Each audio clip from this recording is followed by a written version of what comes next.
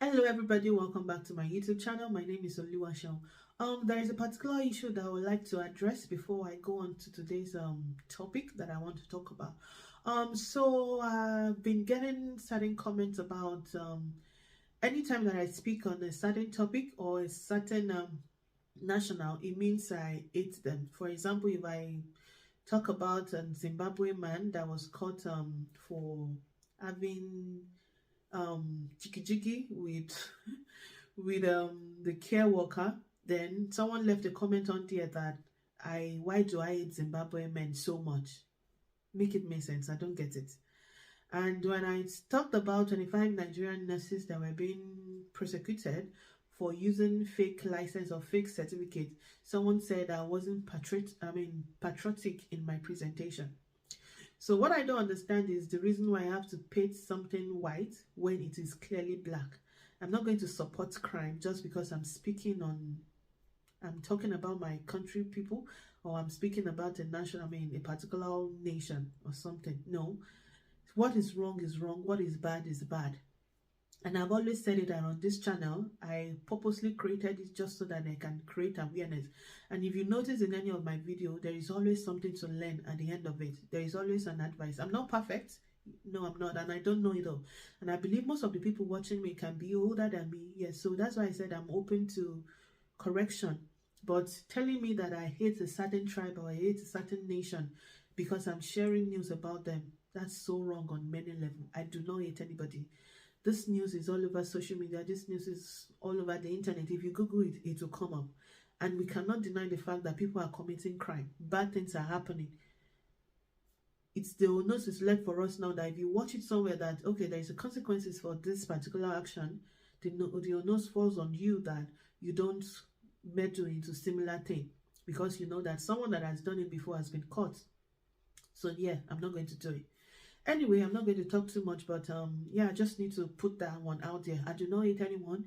I do not hate anyone. Yeah, that's just it. I don't hate nobody. Yeah. All right, today I'm going to be talking, like you see the title, few people has been caught with drugs in Indonesia. Please make it make sense to me. We all know that Indonesia, it's a country, one of the country with strict law when it comes to death. When it comes to drug. In the Southeast Asia, they've got a very strict law when they catch you with drug. And the penalty for getting caught is death. Death by a firing squad. They shoot the person. Poo, poo, poo. And this particular lady, Abike Dabiri in Nigeria, said it before that there are some countries that if you commit crime, you commit an offense, they cannot go there and beg on your behalf. Countries like Indonesia, I remember that she mentioned something like that. So when our people, they take drug to this kind of country, make it make sense to me. How do you want to risk your life in doing something like this? I know so many people try to make case for them that, oh, it might be poverty, the country is bad, but how can you tell me that because the country is bad and you decide to take drug into a country where you get sentenced to death and you end up losing your life? Make it make sense to me. Yeah, anyway, I'm just not going to ramble too much. I'm just going to read the news for us because it's a very sad one. It's a sad one. Sometimes I just feel bad that people meddle into stuff like this. I feel so bad about it. Like, I know the country is bad, but I still believe there are people that are making it.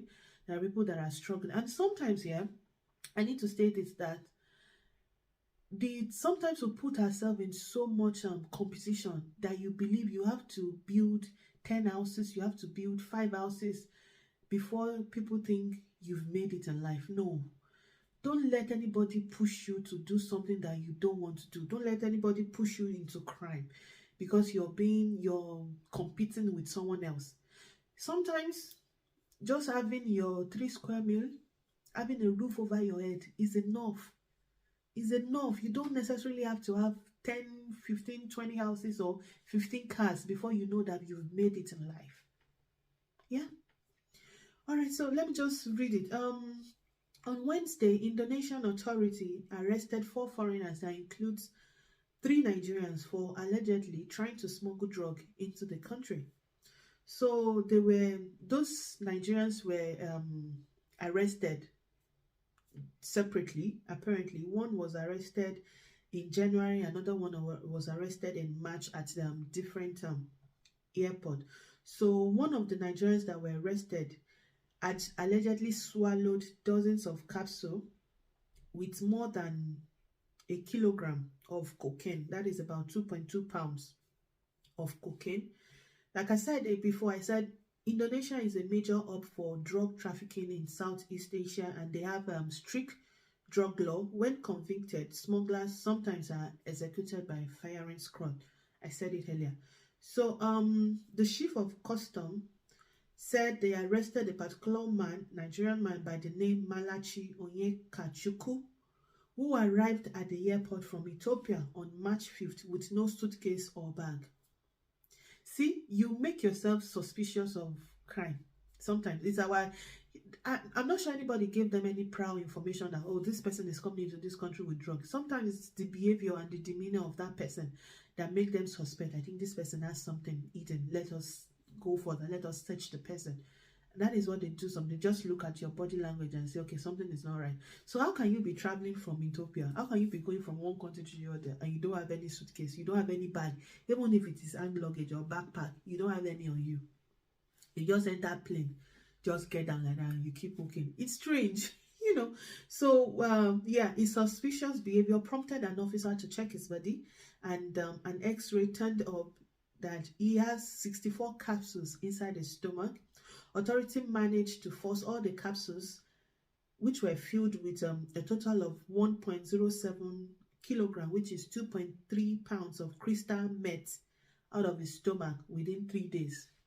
And another thing is, for you to have that kind of thing in your stomach, what if the thing bursts? So I don't think there is any win-win situation in this case.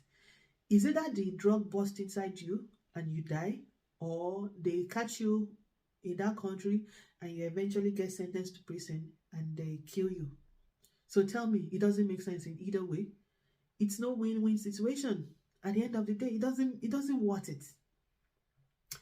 Anyway, custom officers at the airport also arrested another Brazilian man shortly after he arrived from Rio de Janeiro in January. He was carrying a backpack and a suitcase, and initially he resisted officer to test him because he had content of liquid in his luggage.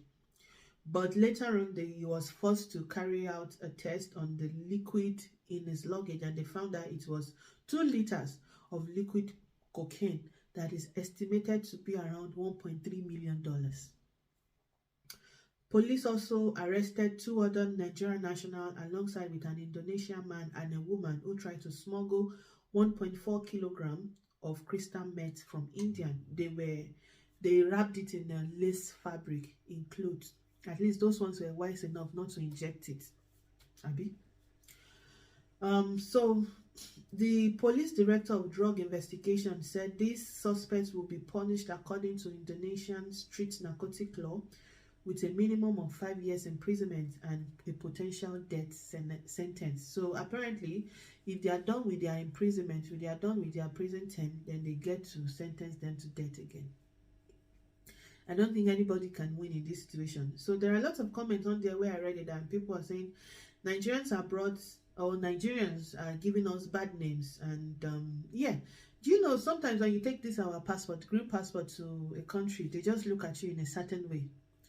Because at the end of the day, sometimes, yeah, criminality and fraud, they kind of goes hand in hand with Nigeria, the way they look at us. I remember that sometimes I wanted to buy something off Facebook Marketplace, and I went to pick it up. I did not have cash on me. I was going to the place and there was no cash machine nearby. So I decided, all right, when I get there, I'll speak to the person I was collecting the item from. And I told the woman, oh, let me make transfer to you and I can pick it. The woman said, no, you can't make transfer to me. No, that I can use that transfer to take away all our money in our account. I don't know how that is done, but you see the way they see us, like yeah, fraud, criminal, Nigerians. No, you can't. Yeah. So that is why I said sometimes when I create awareness on this channel, these things are happening. People are committing crime, and it doesn't put us in a good light at the end of the day. right, I'm going to ramble now. I'm going to stop rambling now. Please put your comments in the comment section. Let me know your thoughts. If you want to correct me, you can do that. Tell me what I'm doing, or tell me what you want me to start doing. Yeah, tell me. I'm open to correction. I'm open to constructive criticism. At the end of the day, we are humans and we are not perfect. All right. Thank you for watching my video, and I'll see you in my next one. Bye-bye.